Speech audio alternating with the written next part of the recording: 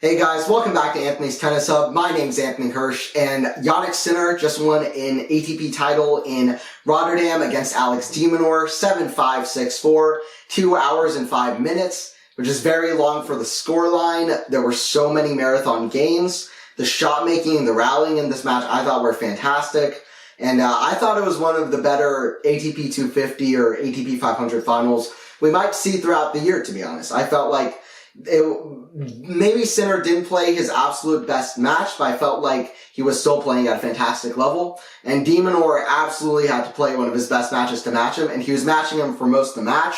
Sinner only ended up winning 3 more points than De Minaur, which is tennis in a nutshell.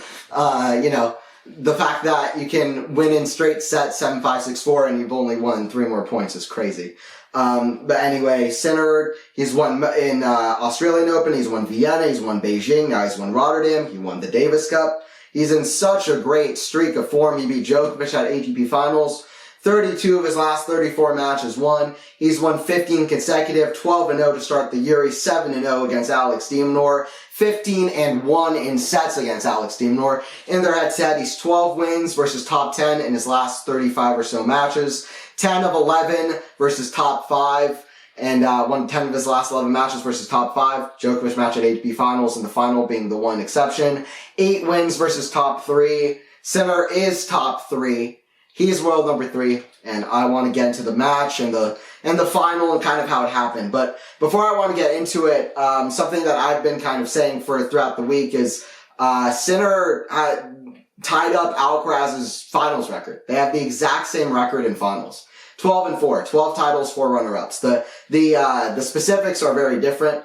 Alcaraz has 5 or 6 times the Masters titles that Jannik has, for example, and Jannik is doing much better in recent period, but still, in terms of titles and runner-ups, they have the exact same. 12 titles, 4 runner-ups, which is fantastic finals record. Really incredible for both players, both young players. Okay, so to get into the match and kind of how it played out. Well, first of all, I felt like De Minaur did, everything right. I felt like De Minaur pretty much, he maximized the most of how he could have played this match. He was trying stuff out, he was coming to net, he was drop-shotting, he was trying a lot of variety to switch this up. In the first set, especially, he was playing a lot, close to the baseline. He was playing very close on top of the baseline, like he likes to do. De Minaur likes fast indoors. Sinner does as well, but De Minaur likes fast indoors, and, what was really, encouraging in the match is that De Minaur's depth off both shots, off backhand and forehand, were really good. His backhand wasn't really ever able to be an aggressive shot like Sinner's, but he was pretty good at neutralizing and varying from that wing, which really made it so that all 4 shots on the court were pretty impressive. We know about Sinner's backhand and his forehand. But De Minaur was pretty good holding up in a lot of the rallies as well. He was doing decent, but it was just an odd error every now and again, an odd shot choice every now and again. Whenever he would come in, he was pretty predictable with it. He was running around his backhand, hit a forehand on the outside, then he was kind of coming in with a forehand inside out to the back and a center, which is just, it smells trouble. It really performed to poor to mixed results, hitting that shot. He hit it an unbelievable amount of times throughout the match.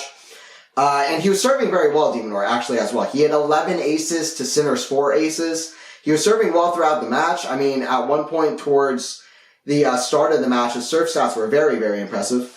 For a lot of the first set, he was serving over 70% of his first serves in, and then towards the start of the second set, it was 67, 69, and then towards the end of the second set, it really dropped down to 62. But for a lot of the match, he was serving quite well.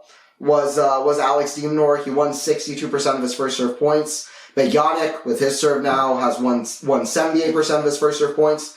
The problem was for Jannik, and what made it tricky in this match a lot of the time, and tricky on a lot of his service games, like I said, a lot of games were marathon games. He won 39% of his second serve points, and he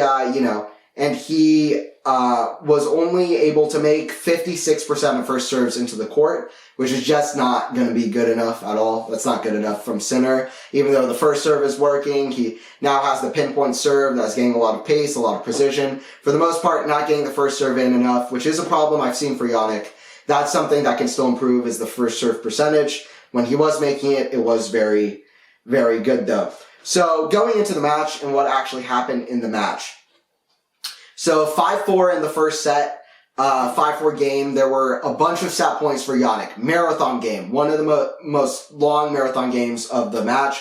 Surely one of the more, crucial to how the match kind of panned out and how it played out. Because if Demon hadn't won this game at 5-4, who knows if he would have even made the second set close. Sinner may have ran away with it. It was 6-4, 6-1 in Canada. De Minaur had already played better than he did in Canada in this match, to be fair, but could have been another 6-4, 6-1. But Demon fought well, and he fought very, very well. This game felt crucial. In the 5-4 game, 3 of Sinner's set points were forehand errors. One off a backhand that De Minaur hit deep into the court. Like I said, constant depth from De Minaur, even if it was mostly like kind of neutralizing from De Minaur off the back end.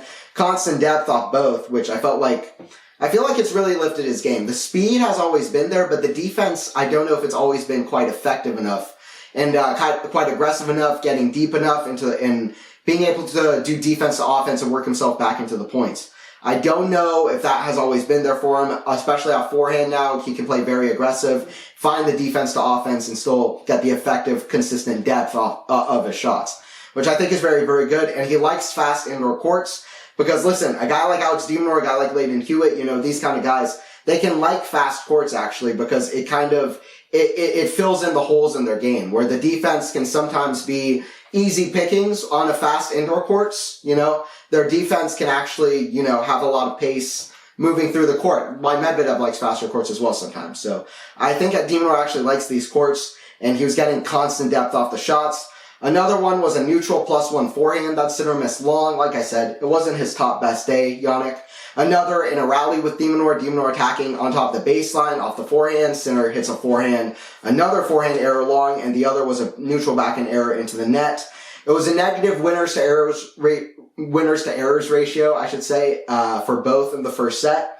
But like I said, some crazy shot making. Demon doing the kind of things that he needed to do. It was high level rallies, good depth, good width, going corner to corner, and it was good all around. At 5-5, after De Minaur broke, saving 4 set points, Jannik on the ground in one of the most memorable images from the match, probably the most memorable.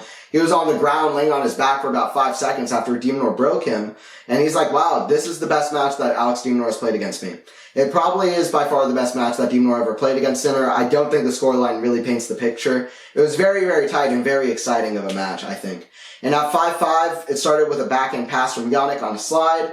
Then at 15-all, Demon hit a bad aggressive attacking backhand into the net to get to 15-30. Once again, he just can't be aggressive off the backhand. But even though it wasn't always working, I like to see him trying new things, being aggressive, coming to net. All of these things, you couldn't have asked that much more for him. It was really just an odd error now and again that would get in his way. And then at 5-5, 40-30, one of the most crucial moments of the match. For De Minaur, he could get to 6-5. Very, very important. De Minaur, once again, goes inside out off the forehand. And you already know what's coming if you were watching the match. Jannik hits one of his most amazing shots in the match, which is almost triple digit, certainly 90 miles per hour plus backhand screamer cross court. Very difficult shot, even with the subpar approach that De Minaur had. Incredible shot from Jannik. Backhand screamer, clean winner. Cross court.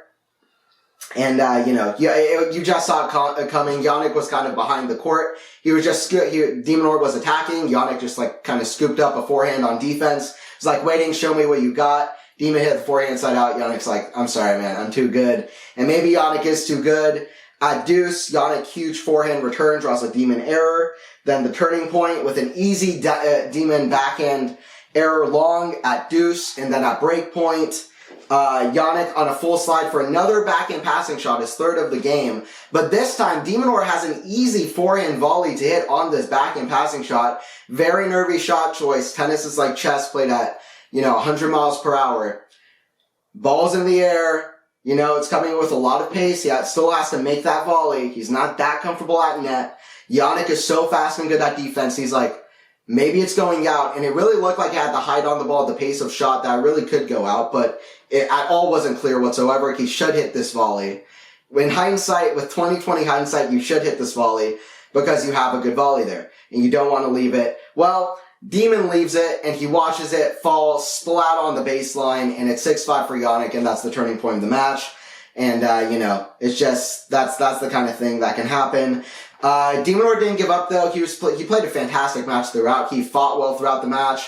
Often when Jannik was up a break, he was able to break him back, like at 5-4 in the first set, like in the second set. Jannik went up a break, I believe, at 3-2, then De Minaur broke him back at 3-3. Partially, Jannik not doing so well off the first serve, getting them in, and also just not his absolute best. I felt like throughout Rotterdam, Jannik maybe never really found his correct depth of shot consistently, like we've seen him from past tournaments, but still. First tournament right after a major to win it is so almost unheard of for players. So impressive level anyway. But I did feel like that kind of lack of depth compared to what we're used to from Jannik the last kind of 40 matches led De Minaur a little bit into these points. And it was 1-2 Jannik serving second set. De Minaur got a few break points, his first break points of the match. And, on his break points, De Minaur opts for a lob off a forehand, which gives an easy smash for Jannik. And another is a forehand into the net where he kind of loses his aggressive positioning and he moves backwards and shot to the net. So it's just kind of a lack of confidence from De Minaur with some of the things he was trying out. Aggressive, moving to the net, drop shots. It was actually a drop shot from De Minaur that gave Jannik the break in the first set. It was up until 5-4, there's only one break point in the whole first set, and it was that drop shot error. But I like to see the things that De Minaur was trying out. It was 3 consecutive breaks, then Sinner again led 4-3. A lot of really cool stuff. Deuce number 6, a 13-minute game at 3-3, and Jannik leaves it. 6 deuces, 13-minute game. And, just really cool points from both. Last game, Jannik's so clutch. He finally finds that first serve. He hits a big high percentage first serve out wide to start the game. And then he hits a big back and cross court, and then another smash right back into the deuce side. And, De Minaur still running for it, but even Demon isn't that fast to get it. And, he gets a great angle out wide, again on that deuce side at 30 love. And De Minaur gets it back with the forehand, and then he gets another great forehand behind De Minaur as he runs back into the court. And then on match point, once again, I believe serving at 40-15, he hits a great serve out wide, which De Minaur hits a forehand long, and Jannik Sinner has won his 12th title in Rotterdam. I like the things De Minaur is trying out. He was being aggressive. In the second set, actually, he started moving backwards a little bit and giving him a little bit more time, which I actually didn't dislike that much. And, he was still having good success. Like I said, he got his first break points of the match. He moved backwards and then was moving forward throughout the rally. So it was just an odd, unforced error from De Minaur every now and again, not feeling fully confident, kind of poor approach shots, not being able to be aggressive off the back end. But there was little to choose from. It was very high level, and I don't want to pick on it too much. Very great win. I said all the stats for Sinner that are just unbelievable. His next tournament is at Indian Wells. Does he keep the win streak going? I'm not sure, but this will be a memorable match for me. 7-0 in this head-to-head, but De Minaur probably played his best match that he has ever played against Jannik Sinner. He's at world number 9, so shout out to De Minaur, who also gets career high ranking, but Sinner gets to a career high of number 3 in the world. Some of the things he was trying out didn't quite work in his favor, but he made it very close and really matched with Sinner's level, and it turned out to be a very fun match between kind of contrasting game styles, but 2 big talents all the same. And Sinner just keeps up the winning form. Alright guys, I appreciate you watching the video. Don't forget to subscribe to Anthony's Tennis Hub if you haven't already. Don't forget to ring that notification bell. And don't forget to share around this channel, all of this stuff. I've got a lot more stuff coming. And Jannik Sinner gets it done. And I will see you guys at the next one.